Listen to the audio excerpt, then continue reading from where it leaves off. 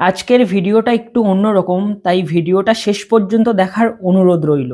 ঘটনা হচ্ছে এই 2-3 দিন ধরে ভীষণ পরিমাণে বৃষ্টি হচ্ছে আর আমাদের এখানে ধান ক্ষেত জলে ভরে গেছে। তাই আমার একটা জেঠিমা মাছ মারার জন্যে জাল পেতেছিল, যেগুলো আমরা গ্রামের ভাষায় পাতনা জাল বলে থাকি।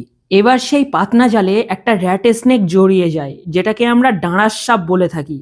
মাছ খাওয়ার জন্য আমাদের জমিতে পাতনা জাল পেতেছিল, কিন্তু যেই একটা ডাঁড়ার সাপ জড়িয়ে গেছে তখন আর ওকে দেখার পর কেউ ভয়ে ছাড়াতে আসেনি। কারণ মাছের বদলে যদি সাপ জড়িয়ে যায় তখন আর কে বা ছাড়াতে আসবে। এবার আমি আর বাবা কালকে পাশের জমিতে ছিলাম, তাই ওকে দেখতে পাইনি। বিকালে যখন বাবা আটল পাততে আসে তখন ওকে দেখে, আর বাবাকে দেখে নাকি ও গোঙানির মতো আওয়াজ করছিল।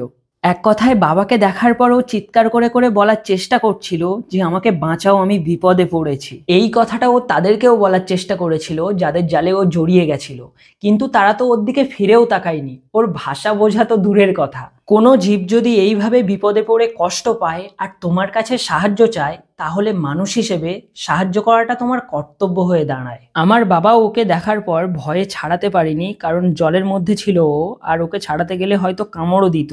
কারণ ও তো জানে না যে ওকে আমরা বাঁচাতে এসেছি। এই দেখো কিভাবে কামড়ে দিল। ভাগ্যিস ওখানে বস্তাটা ছিল। না, এতে ভয় পাওয়ার কিছু নেই, কারণ ডাঁড়ার সাপ বা র্যাট স্নেক সম্পূর্ণ নির্বিষ। হ্যাঁ, কিন্তু এই র্যাট স্নেক বা ডাঁড়ার সাপ নিয়ে কিছু কুসংস্কারও আমাদের গ্রাম বাংলায় ছড়িয়ে আছে।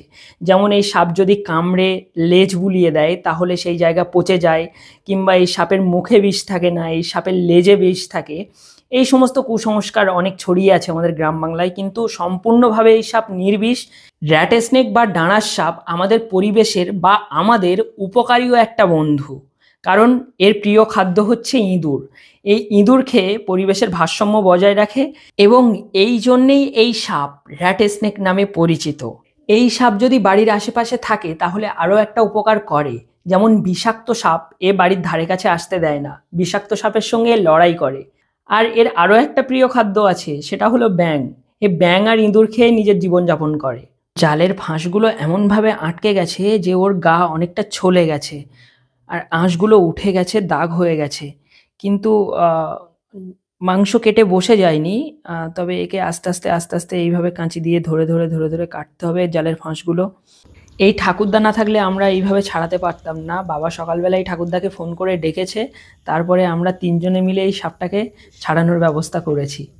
ভিডিওটা বানানোর কারণ হলো, আমরা বর্ষাকালে ধান খেতে অনেকেই পাতনা জাল পাতি, আর এইভাবেই ডাঁড়ার সাপ, হলদে পড়া জড়িয়ে যায়।